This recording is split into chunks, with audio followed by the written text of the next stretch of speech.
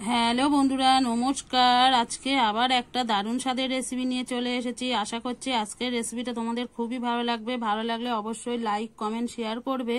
আর যে সকল বন্ধুরা এখন আমার চ্যানেলটাকে সাবস্ক্রাইব করনি, অবশ্যই সাবস্ক্রাইব করে এই দিদিটাকে সাপোর্ট করো আর আমার ফ্যামিলিরই একজন সদস্য হয়ে যাও।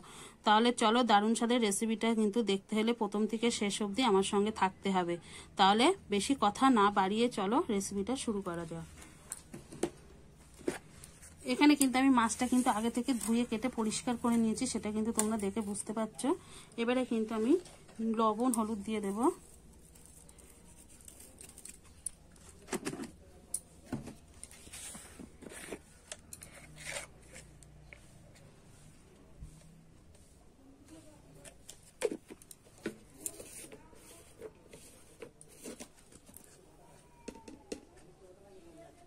একটু কিন্তু ঝাল লঙ্কার গুঁড়ো দেব।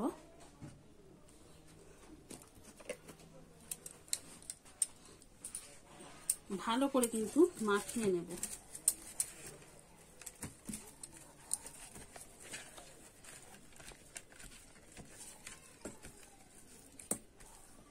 এই রেসিপিটা কিন্তু বন্ধুরা খেতে খুবই স্বাদের হয়। এই রেসিপিটা কিন্তু খেতে খুবই অসাধারণ লাগে। একবার হলো বাড়িতে এইভাবে বানিয়ে খেয়ে দেখো।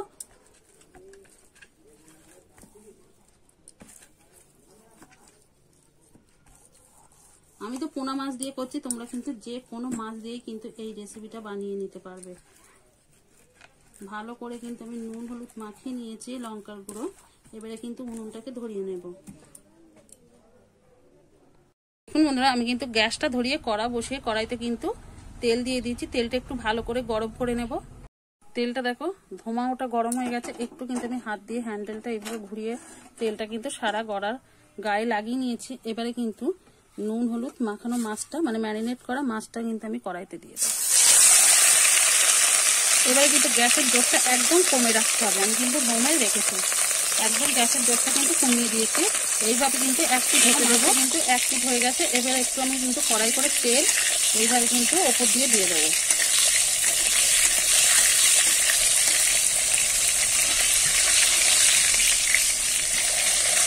একটু মাছটা বড় কড়ার গায়েতে কিন্তু লেগে যাচ্ছে।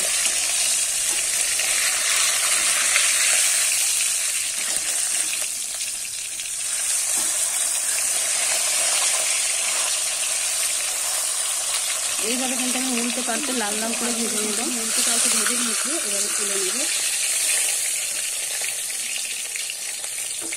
তেলটা আমি ধরিয়ে ভালো করে তুলে নেব।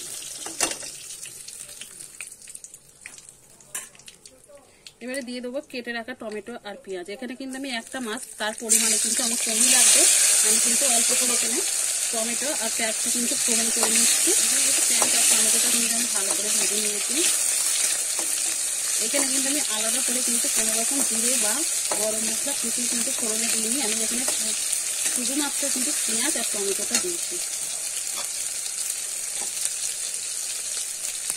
দেখো এখানে কিন্তু হাফ চামচ মতো আদা আর রসুন বাটা দিয়েছি। একটুখানি এটা কষিয়ে নেব।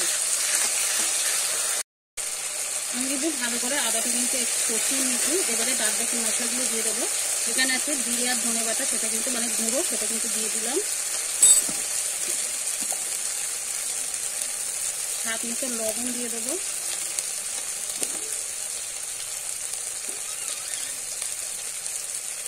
দিয়ে দেবো হলুদ গুঁড়ো।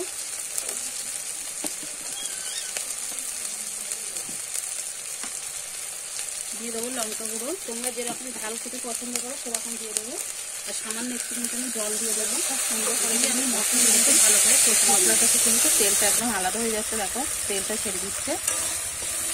আর কিন্তু আমি কষাবো না। এবারে কিন্তু আমি জল দিয়ে দেবো। পরিমাণ মতো কিন্তু আমি জলটা দিয়ে দিচ্ছি। এবারে কিন্তু ভালো করে আমি ঝোলটাকে ফুটিয়ে নেব। ঝোলটা কিন্তু আমার খুব ভালো মতো দেখো ফুটে গেছে।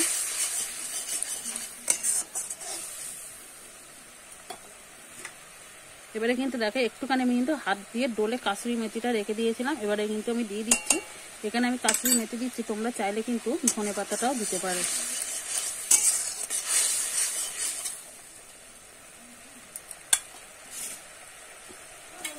এবারে কিন্তু ভেজে রাখা মাছটা আমি দিয়ে দেবো।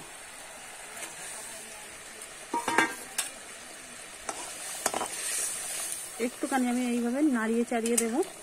মাছের ওপর দিয়ে কিন্তু ঝোলটা দিয়ে দেবো। এইভাবে কিন্তু আমি একটু ফুটিয়ে নেবো ভালো করে। আমি কিন্তু এরকমই, কিন্তু এই রেসিপিটা কিন্তু এরকমই গা মাখো মাখো হয়। তোমরা যদি একটু গ্রেভি খেতে বেশি ভালো পছন্দ করো তাহলে কিন্তু একটু গ্রেভি বেশি রেখেও কিন্তু এই ঝোলটা মানে নাবাতে পারো, কিন্তু আমি একদম এরকম মাখো মাখোই নাবাবো। আমার কিন্তু দেখো একদম রেডি হয়ে গেছে। এবার কিন্তু একটা পাত্রে নামিয়ে তোমাদের দেখাচ্ছি কেমন হয়েছে।